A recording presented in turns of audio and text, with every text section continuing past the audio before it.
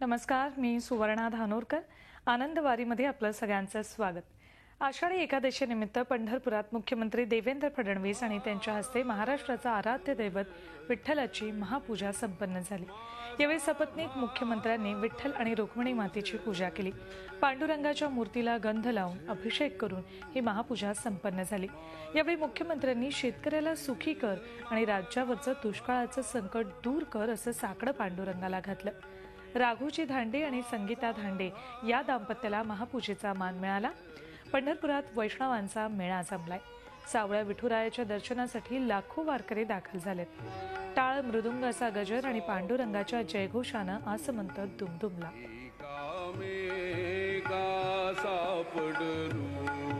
पांडुरंगाने नेहमीच आपल्याला दिलाय आणि आजही मी हेच मागणं श्री विठ्ठलाला पांडुरंगाला या ठिकाणी मागितलं की आमच्या राज्यातला शेतकरी हा सुखी झाला पाहिजे.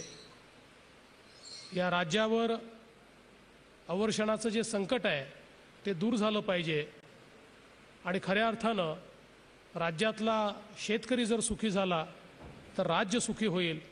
आणि म्हणून त्या शेतकऱ्याच्या कल्याणाकरता मी साकडं घातलं आहे आणि मला विश्वास आहे की माझं साकडं विठ्ठल निश्चित ऐकतील. शासकीय महापूजेनंतर मुख्यमंत्री देवेंद्र फडणवीस यांच्याशी बातचीत केली आमचे प्रतिनिधी प्रशांत नासपुरे यांनी. मुख्यमंत्री देवेंद्र फडणवीस आपल्यासोबत आहेत. महापूजा झालेली आहे आणि खूप खूप स्वागत. जेजुरीमध्ये मागच्या वर्षी भेटलो होतो. वाल्मिक ऋषींच्या तिथे डायरेक्ट तुम्हाला महापूजेचा मान दिलाय, काय वाटतं? नाही, मी पांडुरंगाला अशी विनंती केली होती, मागच्या वेळेस आपल्यासमोरच केली होती की तुमच्या खऱ्या भक्ताला या ठिकाणी पूजेचा मान द्या. तेव्हा असं माहिती नव्हतं की मला हा मान मिळेल, पण पांडुरंगाने मला निवडलं. त्याबद्दल मी त्यांचा आभारी आहे आणि मला विश्वास आहे की पांडुरंगाच्या आशीर्वादानं या राज्यातला जो शेतकरी आहे, सर्वसामान्य माणूस आहे, त्याच्या जीवनामध्ये परिवर्तन घडवण्याची शक्ती मला मिळेल आणि त्या शक्तीचा सकारात्मक उपयोग मी करेन. महाराष्ट्रातले युवा जे आहेत जास्त करून तो विशेषत्वाने तुमच्या प्रेमात आहेत, तुमच्याकडनं खूप अपेक्षा आहेत. काय स्वप्न दाखवताय आगामी वर्षात की हे होईल बाबा? नाही, स्वप्न तर बघितलीच पाहिजेत, पण ती स्वप्न पूर्ण करण्याची शक्ती देखील ठेवली पाहिजे. आणि म्हणून आज आपण मेक इन महाराष्ट्रासारखा जो कार्यक्रम हातात घेतला आहे, मोठ्या प्रमाणात गुंतवणूक आली पाहिजे आणि आमच्या युवकाच्या हाताला काम मिळालं पाहिजे.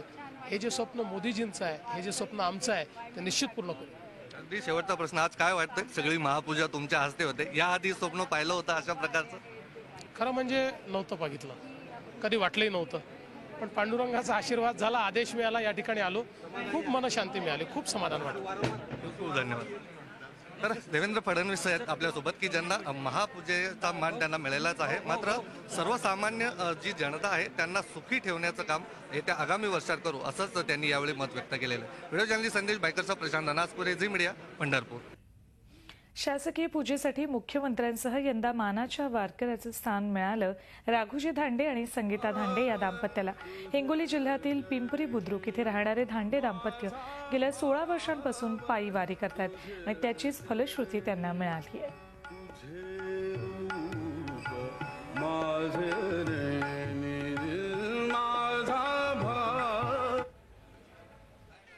पंढरपूरच्या पांडुरंगाच्या आषाढी वारीसाठी जवळपास 10 ते 12 लाख वारकरी पंढरपुरात दाखल झालेले आहेत. आज शासकीय पूजा मुख्यमंत्री देवेंद्र फडणवीस आणि त्यांची पत्नी अमृता फडणवीस यांच्या हस्ते करण्यात आली. याजवळ वारकऱ्यांचा मान म्हणून, वारकऱ्यांचा प्रतिनिधी म्हणून हिंगोली जिल्ह्यातील राघोजी धांडे यांना मान मिळाला आहे. त्यांच्या भावना काय ह्या जाणून घेऊयात आपण.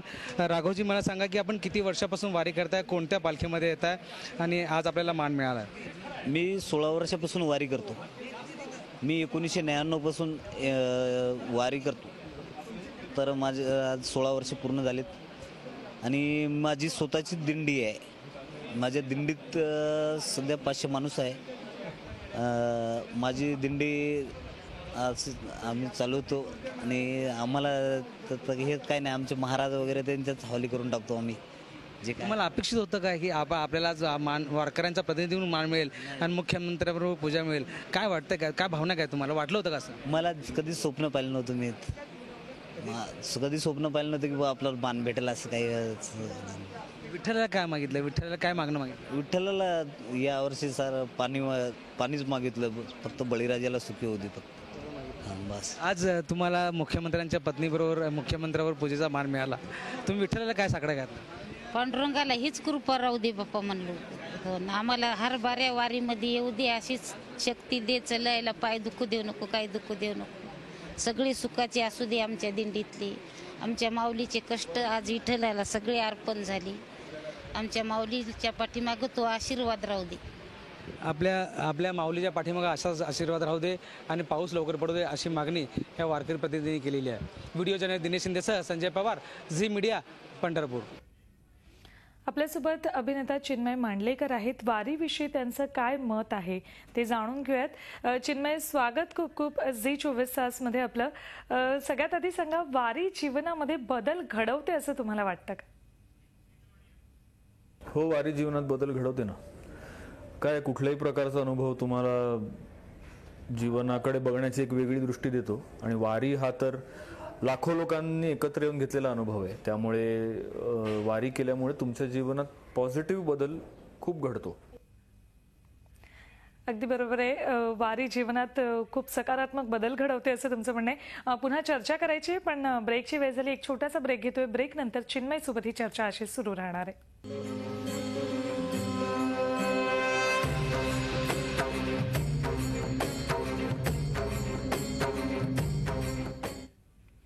शासकीय पूजेसाठी मुख्यमंत्र्यांसह त्यांच्या आई आणि पत्नीही पंढरपुरात दाखल होत्या. या दोघींशीही बातचीत केली आमचे प्रतिनिधी प्रशांत नासपूर यांनी. या पूजेचा मान मिळणं हे खूप मोठं भाग्य लागतं आणि तेच भाग्य अमृता फडणवीस यांनाही मिळालेलं आहे. त्या स्वतः आपल्या सोबत आहेत.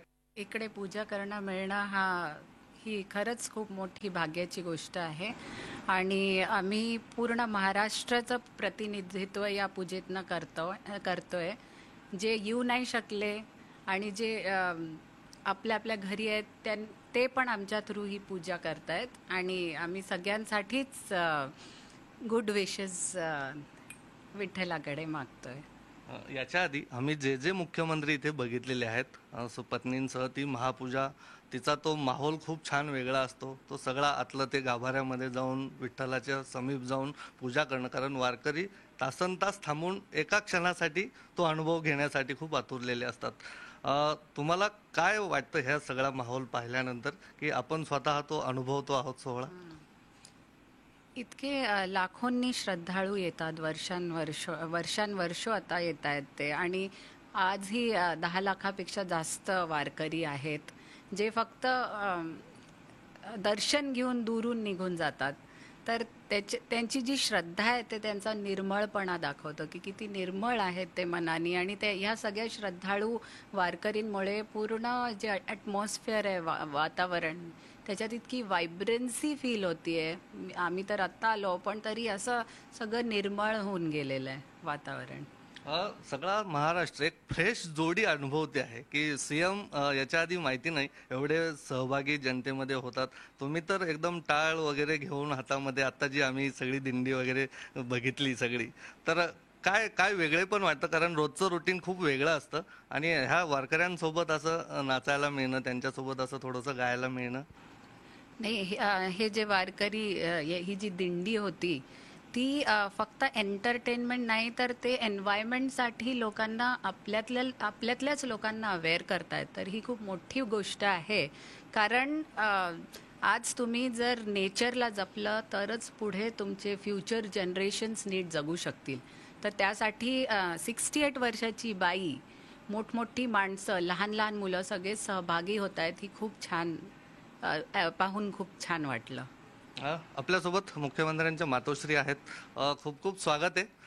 असं स्वप्न बघितलं होतं की आपला मुलगा महापूजा करेल किंवा ते असं एकदम गाभाऱ्यात जाऊन पूजा करता येईल मुख्यमंत्री म्हणून? स्वप्न बघितलं होतं की नाही हा प्रश्न नाही, पण न बघितलेलं स्वप्नही प्रत्यक्षात आलेलं बघून खूप मन भारावून गेलेलं आहे. तुमच्या आवडीचा एखादा अभंग? मोगरा फुलला फुले वेचिता बहर कळियासी आला. मोगरा फुलला मोगरा फुलला विठ्ठला. क्या बात आहे. अगदी जाता जाता छोटा प्रश्न की तुमचं काय स्वप्न आहे की जे तुमच्या मुलाने मुख्यमंत्री म्हणून पूर्ण करावं? माझ्या मनातला महाराष्ट्र आहे बहु असोत सुंदर संपन्न की महा, प्रिय अमुचा एक महाराष्ट्र देश हा. विक्रम वैराग्य जेथ एक जागी नांदती, जरी पटका भगवा झेंडा ही डोलती, धर्मशासन समवेत चालती, असा महाराष्ट्र माझ्या मुलाच्या त्याच्या पूर्ण कारकिर्दीमध्ये असा महाराष्ट्र तयार होईल एवढीच माझी इच्छा आहे. मी काय सांगा, काय तुमचं काय स्वप्न आहे की मुख्यमंत्री म्हणून यांनी हे केलं पाहिजे? जी माझी स्वप्न आहेत तिकडे वाटचाल त्यांची ऑलरेडी आहे सुरू.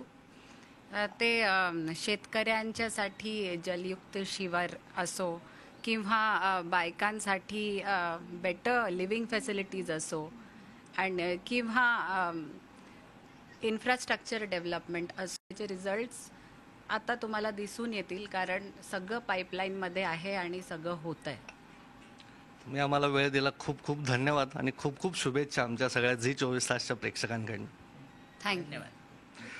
तर मुख्यमंत्र्यांची महापूजा ती इथे पंढरपूरमध्ये पार पडली आहे आणि याच सोबत मुख्यमंत्र्यांनी पुढे नेमकं कशा पद्धतीने आपली स्वप्न साकार करावीत, जी महाराष्ट्राच्या जनतेच्या हिताची असणार आहेत, ती वेगवेगळी स्वप्न आहेत. प्रत्येक महाराष्ट्रातला सर्वसामान्य माणूसही मुख्यमंत्र्यांप्रती प्रेम व्यक्त करतो, आदर व्यक्त करतो. म्हणूनच विठुराया त्यांनी जे मुख्यमंत्र्यांनी जे साकडं मांडलंय तेही लवकरात लवकर पूर्ण करेल अशी आपण अपेक्षा करूया. व्हिडिओ जर्नलिस्ट संदेश बायकरसह प्रशांत अनासपुरे, झी मीडिया, पंढरपूर. पुन्हा एकदा जाऊया चिन्मयकडे. चिन्मय, तुझ्या जीवनात घडलेला बदल कोणता सांगशील?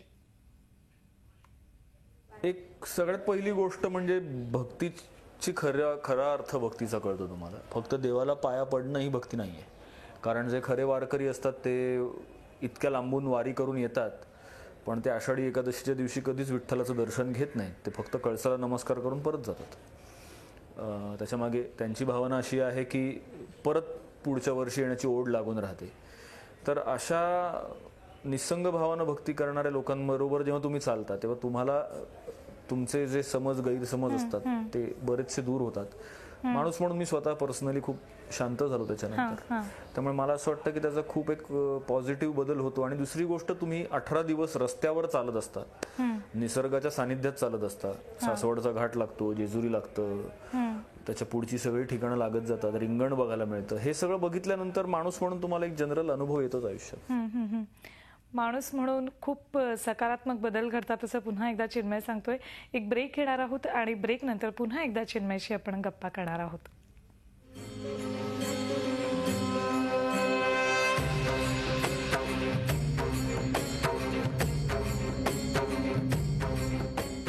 पुन्हा एकदा चिन्मयकडे जाऊया. चिन्मय, गजर सिनेमा केल्यावर वारकरी म्हणून पुन्हा वारी करावीशी वाटली का कधी?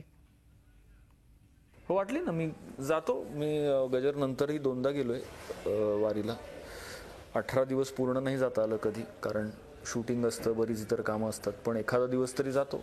या वर्षी नाही जायला जमलं, कारण ह्या वर्षी जरा शूटिंग होतंच आमचं. पण तो काही नवस नाही किंवा तो काही नित्यनेम नाही.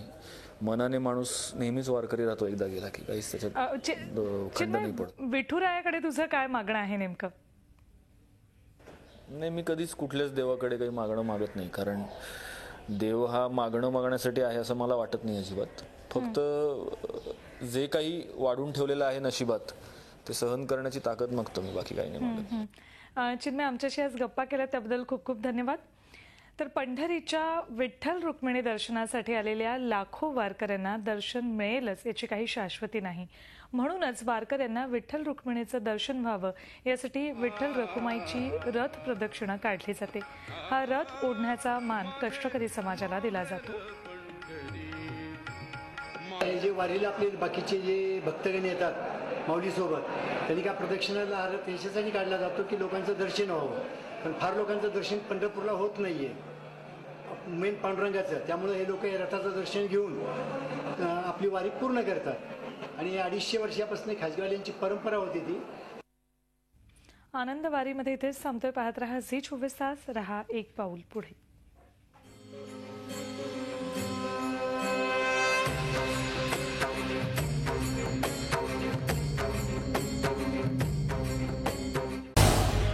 झी 24 तास रहा एक पाऊल पुढे.